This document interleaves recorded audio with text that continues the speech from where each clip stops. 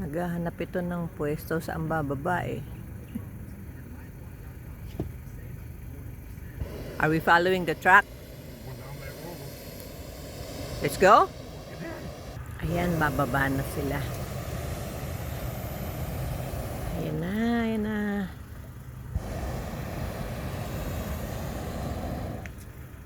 Sinasalubong nung kausap namin kanina. Yay!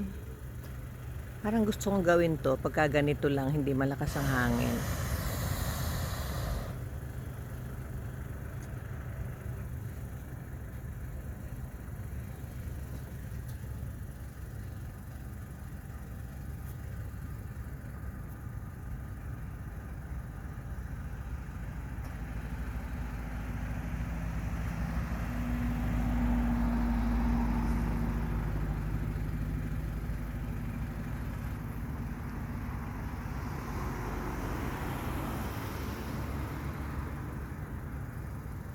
Parang mas gusto ko pa ito kaysa sa helicopter eh. Kasi may driver din naman ito eh. Oh. Yung naka light blue.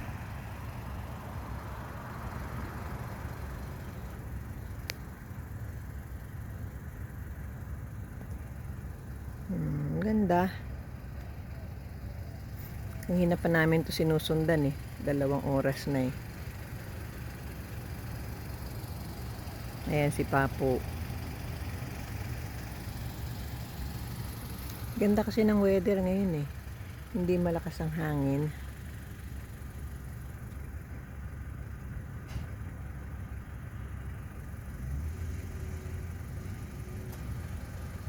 Bababa na sila.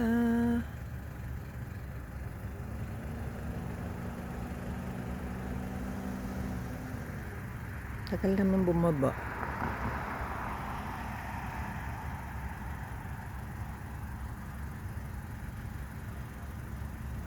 May bata pa oh.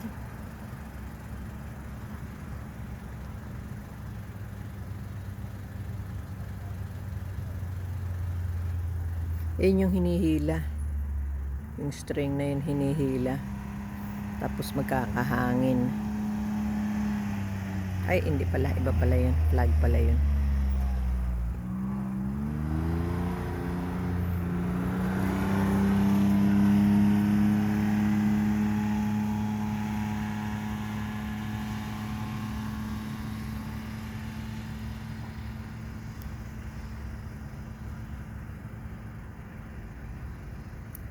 Kailangan muna i-stake yung kailangan muna i-anchor. Ayan, ina-anchor muna. Mahirap din pala. Kailangan ng malaking tao. Ganun pala. Kaya may hinihila para mawala yung air. Ayan na. Babagsak na siya. There. Bago lalabas yung mga tao sa loob.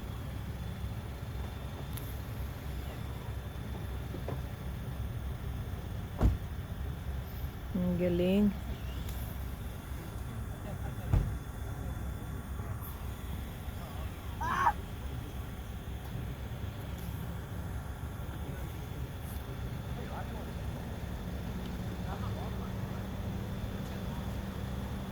Bago bababa yung mga tao. This is the guy in blue. Yung nag-ooperate. Private land nga ito. Sila lang. Hindi ito pinapaupahan. Galing naman. Rich people.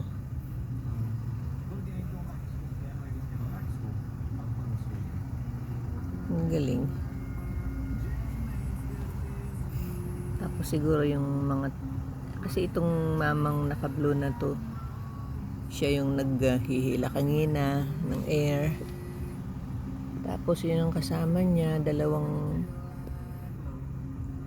yung nakatayo na yun. Ito. Ewan ko, umuo pa yun. Pero ang may-ari siguro or ang piloto, itong naka-blue. At Dito lang sa tabi lang kami.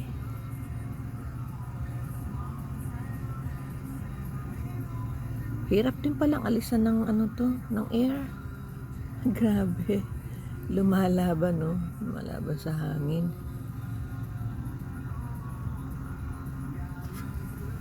Ooh, it's going back up.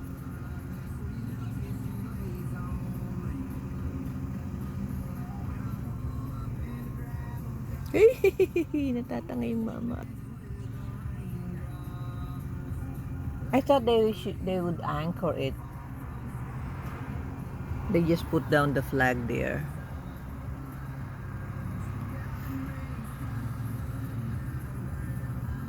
Ang tagal din palang air nito.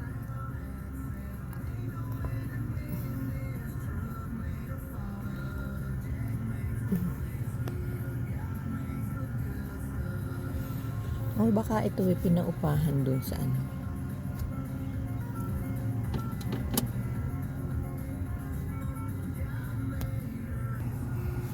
Ang tagal din pala nitong paalisin yung hangin. Grabe, oh. Matrabaho rin pala. Kaya pala ang isang lipad nito 500 na meron. Tagal palang gawin. Jennifer in New York, we're gonna give a chance for a prize here. Jennifer Goomer, 6 Maybe after Labor Day. Amy came in this morning. There. Back to school. Stay back to school for the kids. Ayan na, puma-flat na siya. Oh, we'll do this. Sounds of school. You can take a lunchbox to Amy. Dalawa pala yun, yung balloon. Isang nasa loob, isang nasa labas. Amy, you are hilarious, and I hear those little stupid jokes that you pop in there all the time. So I'm going with Amy. Matrabaho. Yeah. I know what you mean. It's like sometimes they get lost on y'all. I feel like I say stuff under my breath all the time, and they don't get it, and nobody laughs. Ooh, it's rolling over. Here's an example. Go ahead. That is a. What's that? That's a G. All right, you gotta get 4 out of 5. Here we go, number 1.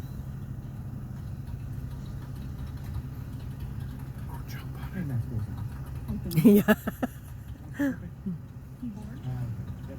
Nothing on the keyboard, good? Number 2. Tapos yung basket, merong ganun. Merong parang exhaust sa ibabaw. I hate that sound. Ayun na. That's a terrible sound. I didn't realize I hated that Okay, sound. stop it. Yeah. It's pulling the guts out. Working on the chalkboard. I don't like that sound. Oh, yeah. Good. Thanks.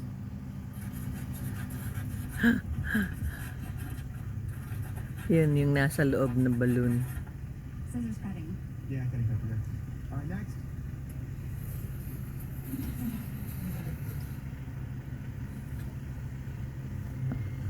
Uh-oh, struggle bus. I mean, that's tape. One more time. Are you sure?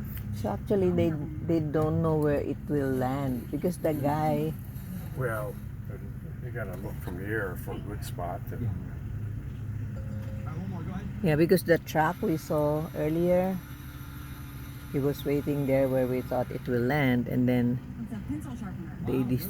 he moved. Yes. It's on the You see? supplies list.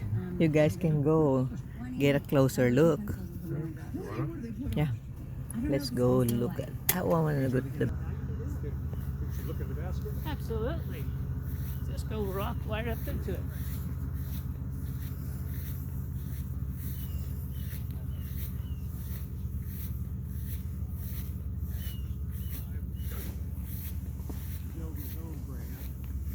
Jeez.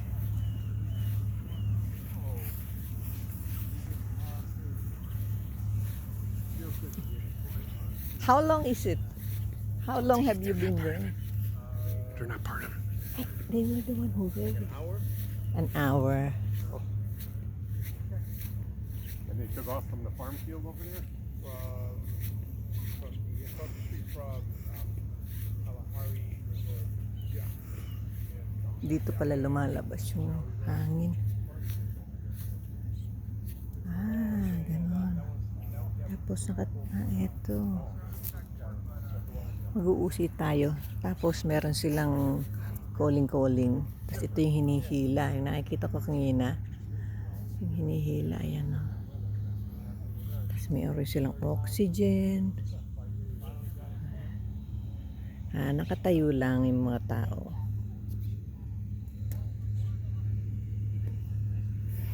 Parang exciting.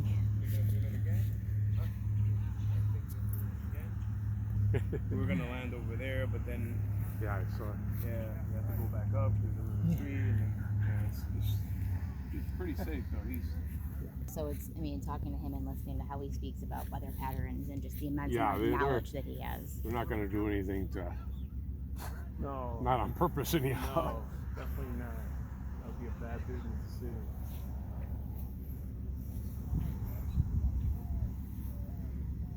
But, in the park, Yeah. you know. But and we don't always land in the park. Right, yeah. Sometimes we're 6-8 miles away. Depends on your weather and the wind. Where did you start? At the old Settlers Association, right at the front of the park. Oh, you did over there, huh?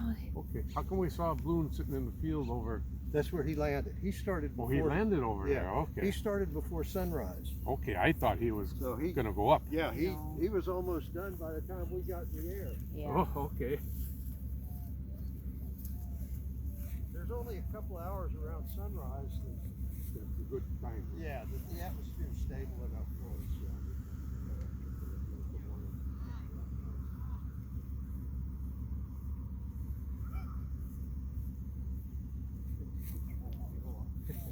Yeah, oh yes, I did.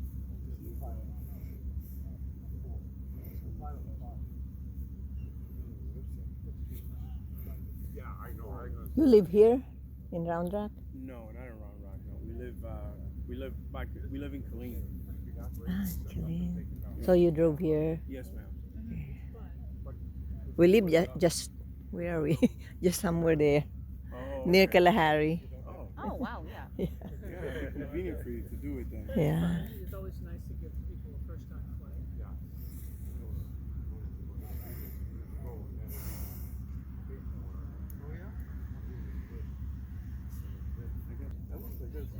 You gonna try this siguro. Good for us. Yeah. So yeah, you gotta keep working on the weather then. Oh, the weather's everything. 100% of the problem. Yeah, they can fly. Other fillets too. Yeah. Carry 6 or 8. 4 people, we can invite Edith Yeah. and Leo. The most we generally carry in Austin is 6. Or And a larger balloon. Then a other little bigger basket. Yeah. Okay. Well, thanks for your time. Well, thank Well, you thank for you. coming. Thanks Thanks for- for checking out. Very interesting. Yeah, I look forward to flying with you. And continue to check us out in the mornings if you see us. Oh, We're yeah. Right at sunrise, right there in front of the Dale Diamond. Yeah. We usually Be over. We'll keep an eye out. So how do you schedule? How would you know if the weather is convenient? well, we have to deal with the weather as it comes along, you know. Let's say we have a reservation. We have to find out when we Yeah. can go. Uh-huh.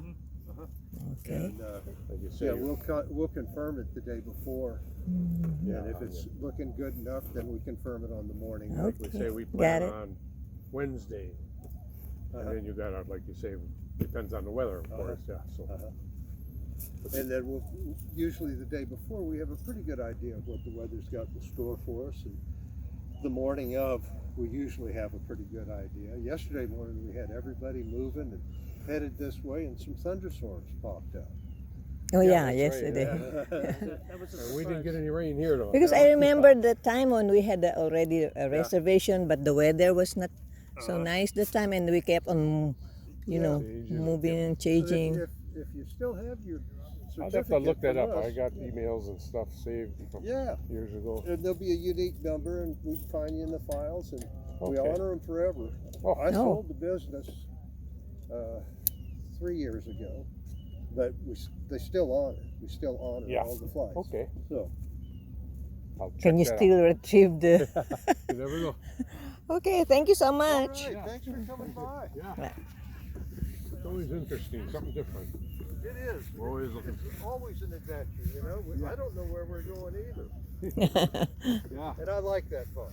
Yeah, that's a We always thought about, because when we go like through New Mexico, Albuquerque, you know, when they have the balloon festival or something. yeah. I think so. Okay, well, All righty. Hey, what's that barbecue?